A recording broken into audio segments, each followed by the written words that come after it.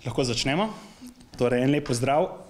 Dobrodošli na današnji novinarski konferenci poslanske skupine Slovenske demokratske stranke. Danes bi vam radi predstavili zakon, ki smo ga vložili v proceduro tega državnega zbora. Zakon nosi naslov Zakon o prenehanju veljavnosti zakona o izjemnem priznanju in odmeri starostne pokojnine osebam, ki imajo posebne zasluge. Gre za zakon, ta famozni zakon, o katerem je veliko govora tudi tekom te predreferendumske kampanje iz leta 1974, ki je zdaj v 50 letih omogočal dodeljevanje teh izjemnih pokojnin kulturnikom, umetnikom, športnikom in znanstvenikom. In tekom teh 3 tednov, ko teče uradna referendumska kampanja, smo se po dolgem premisleku in tudi soočenih z leve sfere predvsem odločili, da vložimo ta zakon. Zakaj? Menimo, da je pred sprejemom pokojninske reforme potrebno narediti en čisti rez. To pomeni, da v državnem zboru začnemo z razpravo, ali država želi živeti in delovati po sistemu prvo- in drugorazredni. Ne glede na vrhunske dosežke umetnikov, znanstvenikov ali pa tudi ne nazadnje naših športnikov, ki so ponos Sloveniji doma in po svetu. Zatorej smo vložili ta zakon, ki ima pravzaprav le 2 člena, zelo kratek. V prvem opredeljujemo, da seveda preneha veljati ta ZIPO, tako imenovani, in seveda, da začne veljati 15. dan po objavi v Uradnem listu Republike Slovenije. Kakšna je zdaj procedura? Najprej seveda je potrebno zavreči na referendumu, ki bo to nedeljo, nov zakon Golobove vlade, torej zakon o dodatku k pokojnini za izjemne dosežke na področju umetnosti.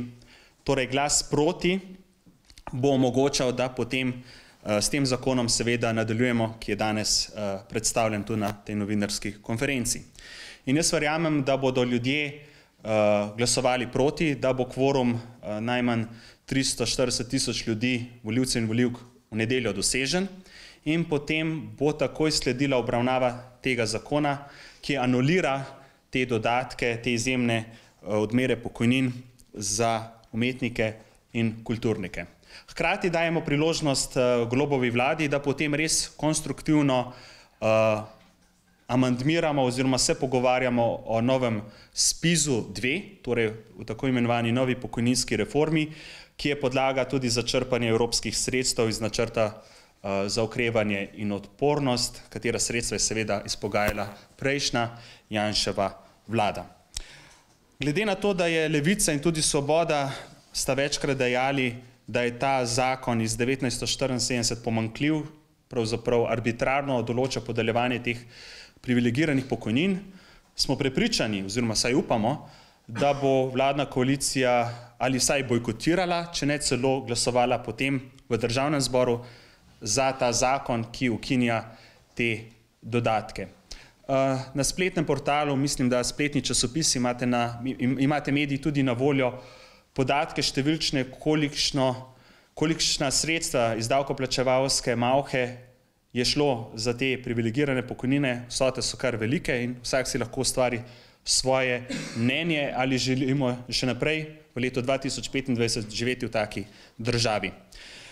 Imamo pa seveda kompromisno rešitev. Ne nazadnje tudi zadnja Janševa vlada je za medalje, torej od brona do zlata, govorimo o olimpijskih medaljah, celo za 100% skoraj povišala enkratne nagradne dodatke za naše športnike in predlagamo vladi, da podobno, če seveda je to potrebno, naredi tudi za kulturnike in umetnike. Zelo enostavno je to, spremeni se samo en člen v zakonu o Prešernovih nagradah. To bi bila ena kompromisna rešitev, to pomeni, da cenimo kulturo, tudi njihovo delo, in s tem bi bil volk sit in koza cela. To je naš konstruktivni predlog in jaz verjamem, da bomo tudi še v tem tednu, koliko časa traja še ta referendumska oziroma predreferendumska kampanja, se dotikali tudi posebej tega zakona, hkrati pa seveda predpogoj, da lahko sploh o tem začnemo razpravljati v parlamentu, pa je glas proti na referendumu 11. maja.